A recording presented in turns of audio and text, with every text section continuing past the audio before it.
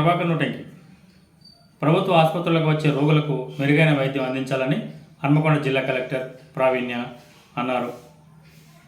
ఈ సందర్భంగా శుక్రవారం కాజీపేట దర్గాలోని బస్తీ దవాఖానను ఆకస్మికంగా తనిఖీ చేశారు. ప్రభుత్వ ఆసుపత్రులకు వచ్చే ప్రజలకు మెరుగైన వైద్య సేవలను అందించాలని హన్మకొండ జిల్లా కలెక్టర్ ప్రావీణ్య అన్నారు. శుక్రవారం కాజీపేట దర్గాలోని బస్తీ దవాఖానను కలెక్టర్ ఆకస్మికంగా తనిఖీ చేశారు.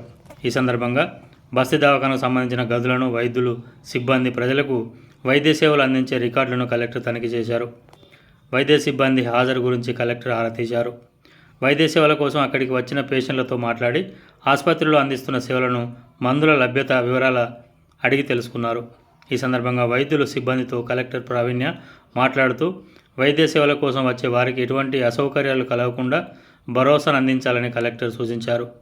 ఈ కార్యక్రమంలో జిల్లా ఇమ్యునైజేషన్ అధికారి, బస్తీ దవాఖానా నోడల్ అధికారి ఇఫ్తేఖార్ అహ్మద్, మెడికల్ అధికారి వివేక్ తదితరులు పాల్గొన్నారు.